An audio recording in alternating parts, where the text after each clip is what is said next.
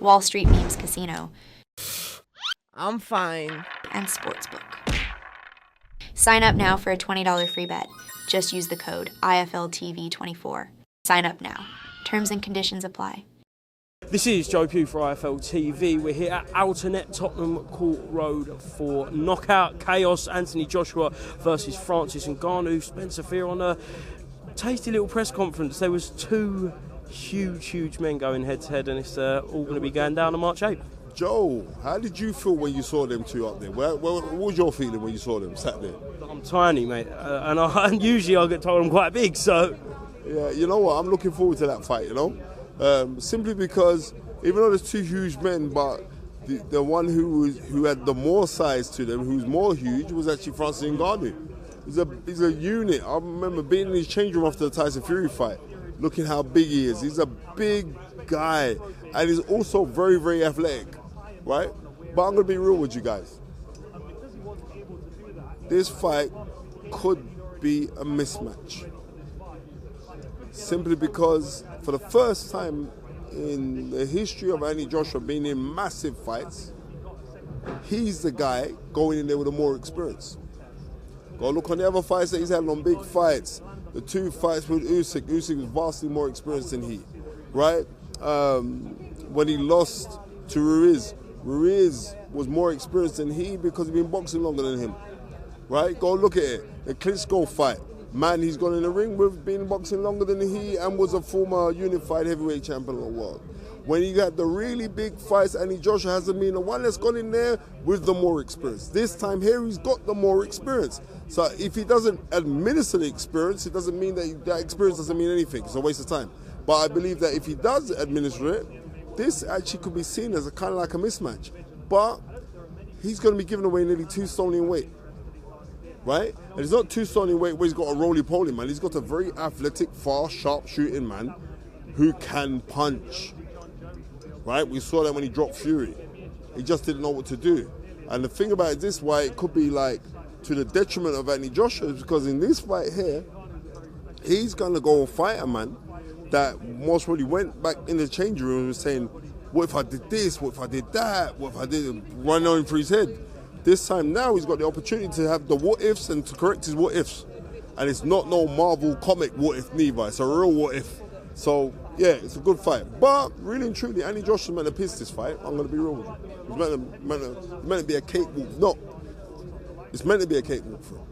Knowing the power and everything you just said about Francis Ngannou, is it a riskier fight than the 3 fights since the second Usyk fight, the Franklin, the Helenius and the Wallin? Well, by far, Joe, what are you talking about, is it?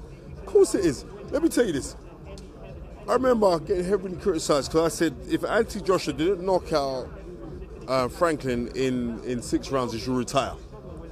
Right? And I stand on that. The reason why, because this new Anthony Joshua that I saw recently against Otto Wallin, Franklin would have gone 6 rounds without Anthony Joshua. Right? So I was actually correcting what I'm saying. It's taken a little while for the world to catch up, and Joshua to catch up to what I'm saying. Right? So I believe that now, what we see with Joshua now, he's got fire to him, and you can see he's more intensive. I like that. I like this new, overly thoughtful, Anthony Joshua. Like, I'm on it. Come, let's have it. But I thought that this was going to be a gross mismatch until I was watching them sat down there. And I know Francis Ngannou is going to come to fight, bro. Are you pleased that Anthony Joshua has decided to stay with Ben Davison and that team down there? Yes, and I'm going to tell you why. Because Ben can relate to him youth-wise. They're around about the same bloody age, ain't they? Right. Right, exactly. So they're at the same age, Joe. So therefore, I believe what it is, it's like usually it's teacher pupil, and this thing I think it is let's both learn together.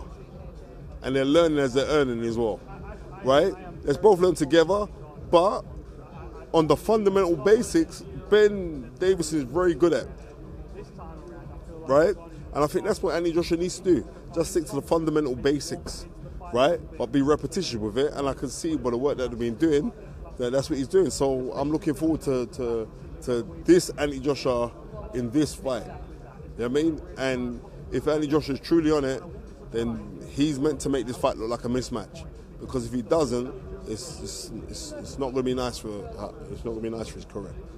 His Excellency Turki Al-Sheikh said up there before the press conference that he wants to make the winner of this fight against the winner of Fury Usyk. With the Saudis' track records, is this the closest you think will ever be to an Anthony Joshua versus a Tyson Fury fight? 1,000,000%, bro. Because we weren't getting a chance before of getting to see these things. We were hearing it, and there'd be snags, and the egos were coming away, and all the rest of it. But you know what? As it says in the good book, in the book of Ecclesiastics in the Bible, that money solves all problems. Do you think we will see it? Yep. 1,000,000% we're going to see it. You know what I mean? As long as they do what they're meant to go and do, right? Yeah, we'll see that fight.